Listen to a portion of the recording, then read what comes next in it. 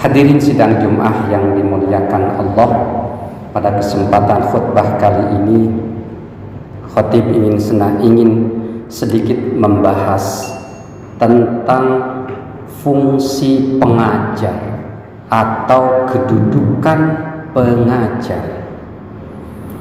Di Indonesia, pengajar itu sudah dibentuk menjadi sebuah profesi. Maka muncullah ada istilah guru untuk pengajar pada level pendidikan dasar dan menengah, dan muncullah istilah dosen untuk pengajar pada level perguruan tinggi. Ada pula pengajar itu disematkan profesi kiai, ustadz, ustadzah, dan sebagainya. Semuanya mengarah kepada satu hal yang sama.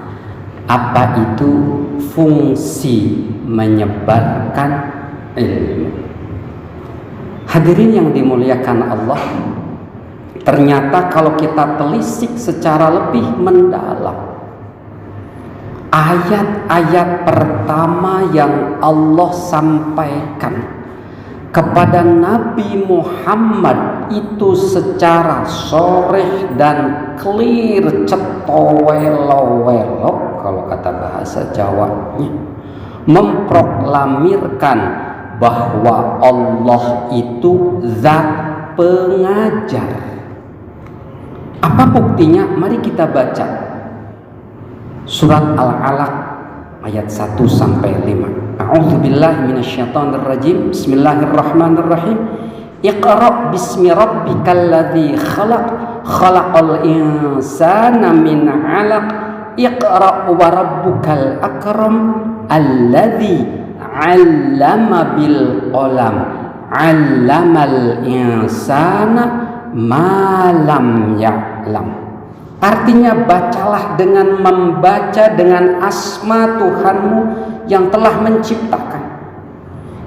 menciptakan manusia dari segumpal darah. Bacalah dengan nama Tuhanmu yang maha mulia, alladzi 'allama bil qalam. Disinilah ada deklarasi bahwa Allah itu adalah pengajar. Alladzi 'allama, yang mengajarkan, bil qalami, dengan qalam, dengan pena. Mengajarkan manusia ilmu dengan cara mengajari manusia bisa menulis dengan menggunakan pena. Kata allama ini merupakan kata dari fiil madhi yang kemudian masdarnya allama yu'allimu ta'liman. Taklim itu pengajaran. Kemudian bentuk kata bendanya dalam tanda kutip, karena Allah bukan kata benda, dalam artian kata benda dalam artian bentuk. Apa dalam ininya itu? Isim fa'ilnya dari kata allama adalah muallimun, artinya orang yang mengajarkan atau seseorang yang mengajarkan. Maka di sini jelas Allah mendeklarasikan dirinya sebagai pengajar. Bahkan 2 kali kata itu diulang, allamal insana ma lam ya'lam, yang mengajarkan kepada manusia apa-apa yang manusia itu tidak tahu. Jadi betapa luar biasanya kedudukan seorang pengajar, terlepas dari profesi apapun. Karena setiap orang walaupun dia bukan berprofesi guru, dosen, ustadz, bisa dan sangat bisa menjadi pengajar. Jadi intinya ini jelas banget, Allah mendeklarasikan dirinya sebagai pengajar. Dan kemudian ternyata Allah pun menugaskan Rasulullah dan juga para nabinya sebagai pengajar. Apa buktinya? Ada di dalam surat Al-Jumu'ah ayat 2. Huwallazi ba'atsa fil ummiyina rasulam minhum yatlu alaihim ayatihi wa yuzakkihim wa yu'allimuhumul kitaba wal hikmah wa in kanu min qablu lafi dhalalim mubin.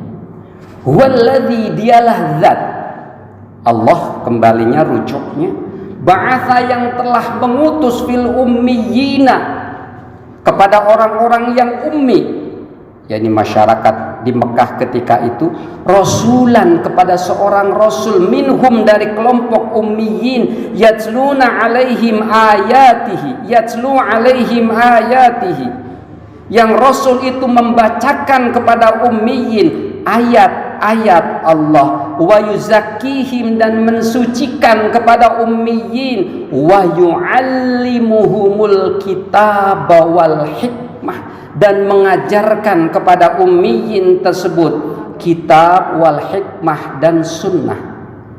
Yu'allimu, satu akar kata dengan allama, allama yu'allimu ta'liman fahuwa mu'allimun wa dzaka mu'allam. Jadi Rasulullah pun disebut oleh Allah sebagai pengajar, dan tugas Rasulullah diutus ke bumi ini sebagai pengajar. Dan apa yang kemudian para pewaris Rasulullah, siapa itu? Para ulama, ulama besar, ulama 4 madhab yang terkenal, Imam Hanafi, Imam Malik, Imam Syafi'i, Imam Hambali, semuanya adalah pengajar-pengajar, guru-guru yang mengajarkan ilmu kepada murid-muridnya, tentu dengan penuh keikhlasan dan keridhaan. Kalau kita tahu, kalau misalkan di kalangan pesantren, kan kalau yang dikenal dengan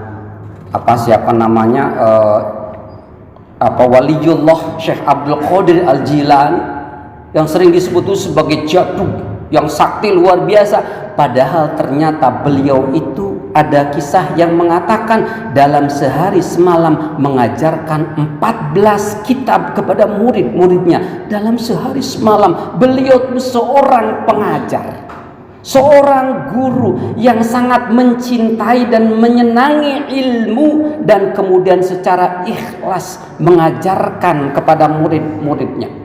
Dan kita pun saat ini bisa tahu siapa Tuhan kita.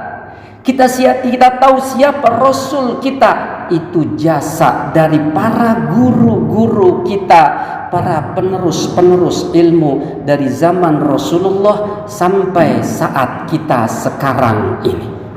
Hadirin yang dimuliakan Allah, apa yang ingin saya sampaikan dalam kesempatan ini?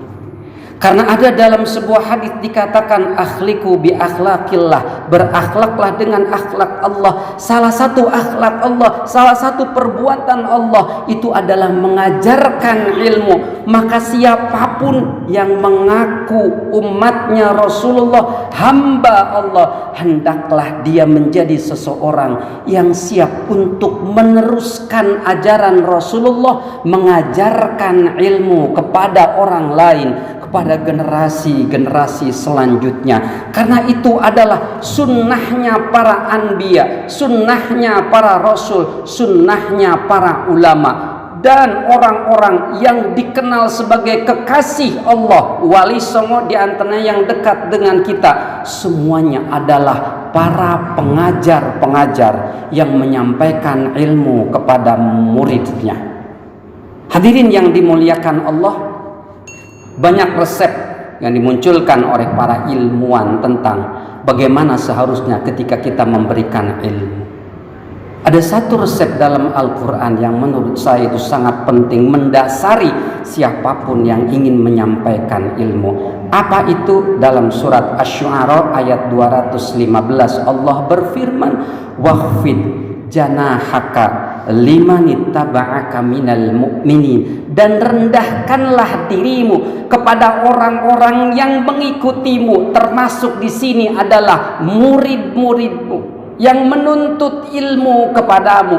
Maka dirimu, wahai para guru, wahai para dosen, wahai para pengajar, tundukkanlah, rendahkanlah dirimu, hatimu kepada mereka-mereka yang mengikutimu. Artinya di sini kalau dalam istilah akademiknya adalah ada kerendahan hati, intellectual humility, kerendahan hati, mau terbuka terhadap masukan, siap untuk diberikan masukan, siap untuk memperbaiki diri, dan kemudian lembut hati ketika menyampaikan ayat-ayat atau ilmu ilahi. Itu salah satu substansi yang sangat penting bagi siapapun yang ingin menjadi seorang penerus ilmu, seorang guru, seorang dosen yang dipuji oleh Allah Rabbul Izzati.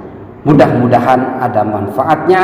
Khutbah singkat ini menjadi bekal kita semuanya. Mari kita menjadi pengajar seperti Allah memproklamirkan dirinya sebagai pengajar. Sebagaimana Rasulullah, para nabi mereka itu adalah pengajar. Sebagaimana para ulama yang menyebarkan ilmu, mereka itu ikhlas dalam menyampaikan ajaran-ajaran ilmunya.